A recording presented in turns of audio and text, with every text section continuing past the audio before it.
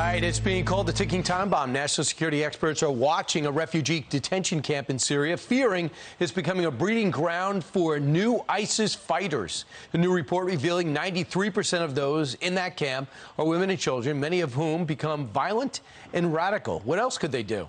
Former Special Operations Intel analyst, worked in the region, Brett Velicovich, joins us now. Brett, is there a legitimate fear about what could become of those in those camps? Absolutely. We've been saying it for months, Brian. ISIS has been waiting in the shadows and planning a violent return, especially after seeing us focusing a lot of our attention on other parts of the world. They've really created this breeding ground for future generations in these displacement camps in Syria. And there have even been ISIS attacks inside there targeting security personnel. And so not only do you have these camps, you also have thousands of prisoners left over nearby in many countries that still won't repatriate these guys. And since the larger U.S. campaign to defeat ISIS slowed down, we've been warning about a number of these displacement camps for years. Part of the issue is some of the women who actually run these camps, they've been victims of extreme violence. They've suffered significant trauma during the war while under ISIS control, and now they're perpetuating a lot of the same violence against others. I mean, some of the women play these roles as enforcers, and they continue to push this ISIS extremist ideology and punishment to others in these camps who don't obey. And historically, you know, within ISIS, these brides, these mothers are often as lethal as the men. I'll never forget the time, you know, we were conducting an operation to take down a senior leader of ISIS at the time in Iraq, and that leader's wife had been pulled out of the firefight to safety by U.S. Special Operations Forces. And then she purposely ran away and back into the front of the bullets to try and sacrifice herself. She did not want to be captured alive. And so this is very dangerous to have not only these women in these camps, but also these children that are being indoctrinated. Yeah, Iraq wants no part of ISIS, guys. Syria tries to kill them when they can.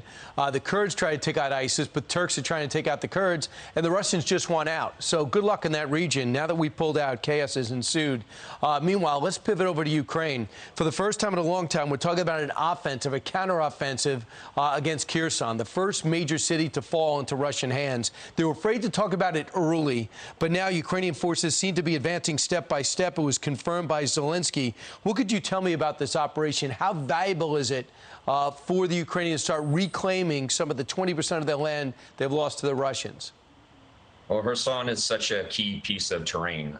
There's a lot of battles that have taken place there. It's kind of gone back and forth between Russian and Ukrainian control for a few weeks now, and it's a key piece of terrain that they need to take back, and I'm glad they're going on the offense. It more than likely means a lot of the U.S. military weaponry that's getting out there into the front lines is actually working, and Kherson also serves as a very strategic area to protect some of these ports, like in Odessa and Mykolaiv, where we saw these recent strikes take place over the weekend, which was targeting some of these ports that were potentially going to be used to carry out some of the grain. And so I think there's a message and timing from Russia that definitely can't be overlooked, with the fact that this new agreement that was taking place, where they're trying to move some of these exports out of that area and help fuel the rest of the global economy.